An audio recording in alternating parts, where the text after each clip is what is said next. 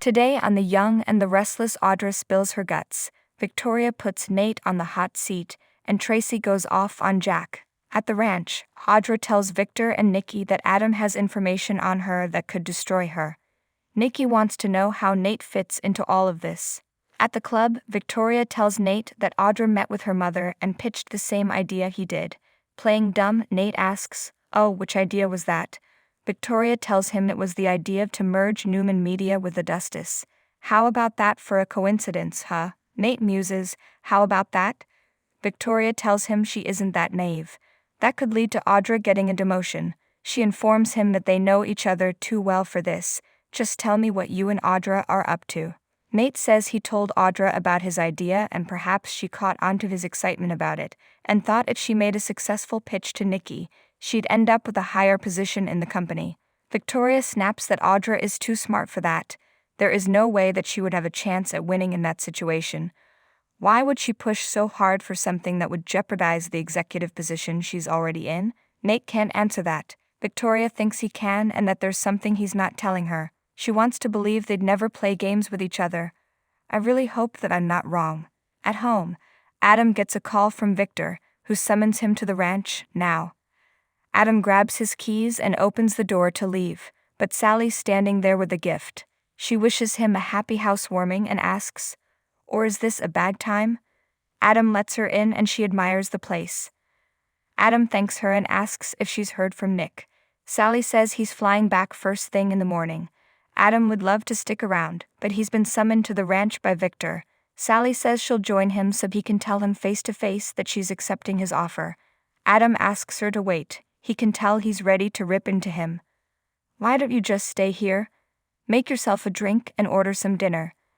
Adam has something he'd like to talk to her about when he gets back. With that, he leaves. At the Chancellor estate, Jack tells Ashley he's giving her everything she wanted, everything except the original patents.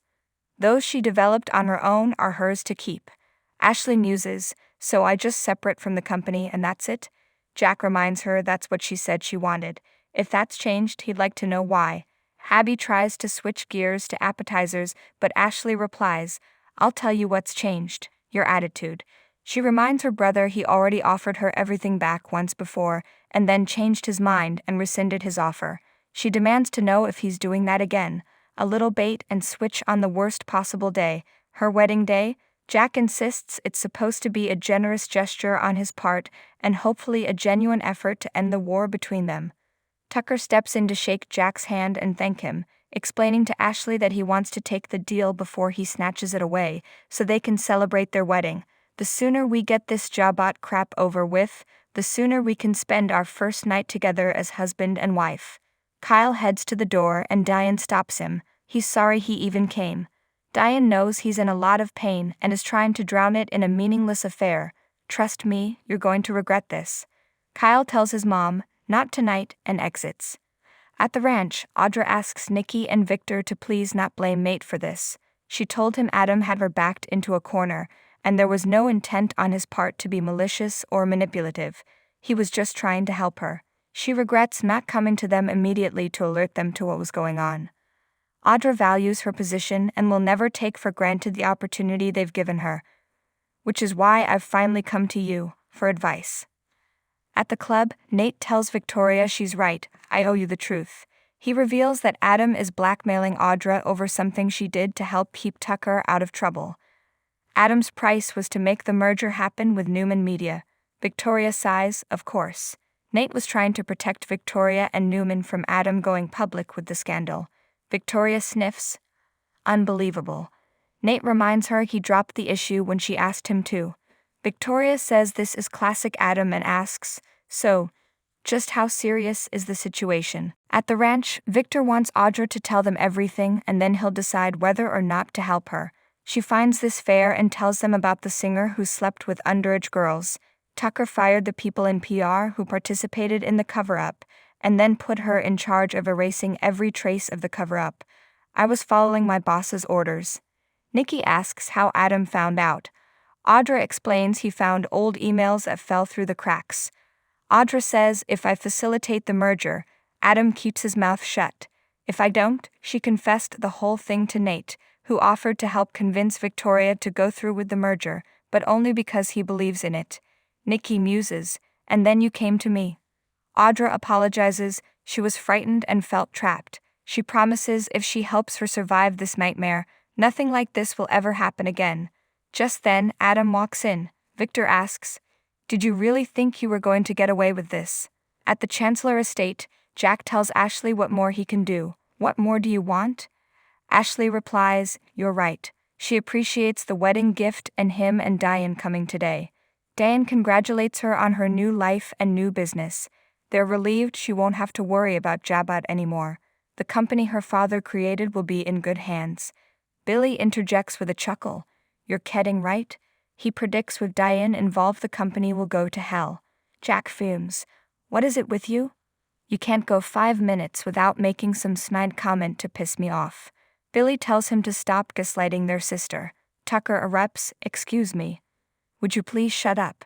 This is supposed to be our evening. Ashley's and mine, not yours." He won't let them ruin it. If this is how they want to spend their evening, they can take it elsewhere, or they'll take it somewhere else. Ashley informs him, "No, we're not going anywhere." Abby and Divin point out this is a wedding and not an opportunity for them to take shots at each other. Traci interjects to remind them they promised a truce tonight. Jack thinks it's time for them to leave.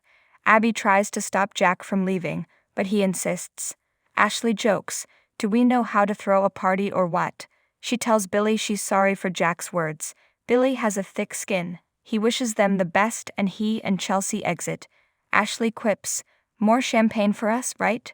They head to the other room for cake. Abby tells Divin this isn't how she pictured this evening going. He says that considering the guest list, maybe they should have. At the ranch, Adam won't pretend he doesn't know what this is about. Victor's glad. Adam assumes Audra filled them in on everything. He saw an opportunity and tried to take advantage of it to try to get something he wanted. Call it genetic. He's disappointed in Audra, however, as he didn't take her for a coward. Audra says he didn't leave her much choice, but to look for an escape route. Victor tells Adam it's time to shut up and listen now. At Adam's place, Sally roots through the fridge and pulls out a bottle of water. Before perusing the boxes he still hasn't unpacked. She finds photos of the two of them together that he's kept in size as she looks through them. At the ranch, Victor appreciates Audra coming forward. He admires the fact that she managed to get out from under his son's grip. Her position at Newman Media has not been compromised, but he wants time alone with his son. Audra thanks them and walks out, texting Kyle to meet her at her room right away. At the Jazz Lounge bar, Kyle reads Audra's text and smiles. At the ranch, Victor complains to Adam about going behind his back like this. Adam points out he built his fortune doing the same kind of thing. Don't take it so personally. Victor insists it is personal to him. He's given him one lucrative opportunity after another. Is his animosity so deep that he doesn't mind being duplicitous with his own father? Nikki tells Adam that he keeps proving her right. He cannot change. Victor says the dirt on Audra can't go public. Whatever evidence Adam has, he must eliminate it. Adam asks, "Anything else?" Victor says he doesn't know how much longer he can do this. His constant defiance is getting on his nerves. "I can't do this anymore." Adam throws up his hands, "Then don't." Victor says he should fire his ass, but he won't because he just acquired a lot of capital from Europe to finance his company. "I'm not going to lose those damn investors because of you." Victor warns, "You're hanging by a thread." Adam walks out. At the GTAC, Nate asks Victoria not to be too hard on Audra. She was just scared she'd find out what she did for Tucker in the past. Victoria is a little conflicted. On one hand, she admires Audra's willingness to protect her employer, but on the other hand, covering up a heinous crime. Nate assures her she didn't cover up the crime but the actions of the PR team. He thinks she should get a pass. The real problem is Adam's relentless determination to take back Newman Media. "I think it's time to finally push your brother off the cliff." At the ranch, Nikki asks Victor how much longer he'll put up with Adam's outrageous, disrespectful behavior. Victor thinks he got through to him. Nikki's skeptical. She knows how much her husband wants to hear Adam says, "Thanks, Dad," but he's never going to hear it. When it comes to Adam, enough is never enough. Victor and Nikki embrace. Adam returns to his apartment to find Sally unpacking takeout food. He smiles, "You stayed." She replies, you asked me to. At the GCAC, Audra bumps into Nate and Victoria, who muses, you seemed very pleased. Audra replies, I am, very. Thanks to a friend's advice, I dodged a very dangerous bullet. Victoria would like to hear all about it. It seems they have things to discuss. Nate lets Audra know he's told Victoria everything. Audra knows firsthand what a relief it is to have everything out in the open. She tells them that Adam has been neutralized and no longer has any power over her, thanks to your father. At the Abbott house, Traci enters in time to hear Jack complaining to Diane, I hated watching Ashley marry that jackass, but I'm still shocked at her reluctance to accept my very generous gift. Traci slams the door and fumes. That's what shocked you, Jack. Really? Our sister had every reason to behave the way she did. At Adam's place, Sally guesses that things didn't go well with his father. Adam says it's not worth talking about. He notices she unpacked some of his boxes and tells her, you didn't need to do that. She did it because she got bored, but she's really glad she did because in the process she came across the photos. She holds them up and asks why he held on to them. Adam wanted to remind himself that once, whether he deserved it or not, he was happy. And I didn't want to forget what that felt like. Audra enters her suite smiling. Kyle arrives and she lets him in. He asks, so how'd it go? Audra tells him he's a genius. Kyle replies, yes, but let's not talk it to death. They start making out. At Crimson Lights, Billy wishes Chelsea hadn't been exposed to the Abbott family meltdown. Chelsea says that wasn't what upset her the most. She knows the performance was for the scheme he has going with Jack and Diane, but she hasn't seen him like that in years. It made me shudder. Billy promises it was just an act and hugs her. At the Abbott mansion, Traci tells Jack that Ashley doesn't trust him and Diane, and think about it, why would she? Jack insists he gave the gift from his heart with no strings attached. Diane argues Jack thought she would be pleased. Traci gops, really? She reminds them of the last time when Ashley had to practically flee to Paris and Jack and Jabat were left flailing to keep from falling apart. Now she's supposed to believe you're just going to hand it all back to her with no agenda. That same non-agenda you've got Billy wrapped up in the middle of, right? Jack's silence speaks volumes.